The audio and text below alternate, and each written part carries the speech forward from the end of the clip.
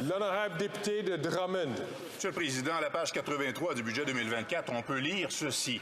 Élargir l'accès aux prêts hypothécaires islamiques. C'est pas la première fois que le gouvernement fédéral réfléchit aux prêts hypothécaires conformes à la charia. En 2009, la SCHL avait commandé une étude sur la question. La réaction du Congrès musulman du Canada à l'époque avait été claire, et je cite son fondateur, Tarek Fatah. Cela, dit-il, les hypothèques islamiques, ciblent des musulmans vulnérables et marginalisés à qui l'on dit que s'ils font affaire avec des non-musulmans, ils iront en enfer. La question est simple, Monsieur le Président. Ça s'adresse à qui, cette mesure, exactement? L'honorable ministre du Revenu national. Merci, Monsieur le Président. Il s'agit d'un outil financier qui n'est absolument pas proposé par le gouvernement, mais qui existe. Et ce que nous avons dit, c'est que nous allons nous pencher sur cette question pour s'assurer que ce soit fait dans les règles de l'art. Sans plus. Merci, Monsieur le Président. L'honorable député de Drummond.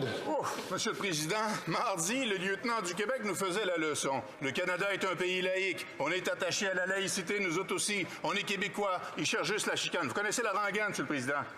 Alors, s'ils sont tant pour la laïcité que ça, les libéraux, peut-on savoir pourquoi ils veulent déplacer la date des élections pour une fête religieuse? Puis pourquoi ils veulent introduire des éléments de la charia dans les règles hypothécaires de ce pays supposément laïque? L'honorable ministre du Revenu national.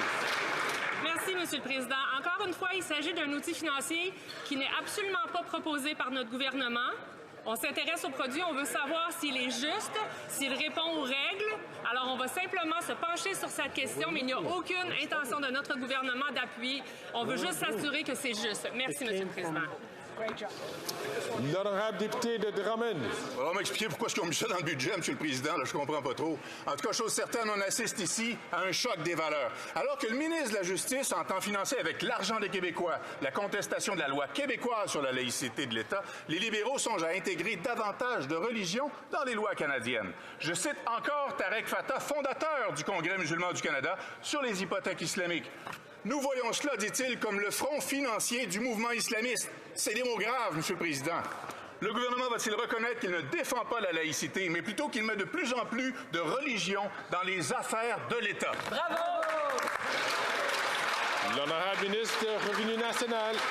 Merci, Monsieur le Président. Encore une fois, on parle d'outils financiers qui sont disponibles sur le marché. Ce n'est pas d'aucune façon un produit qui est proposé par notre gouvernement. On veut s'assurer que ce produit financier-là, qui est sur le marché, ne présente pas des abus. Merci, Monsieur le Président.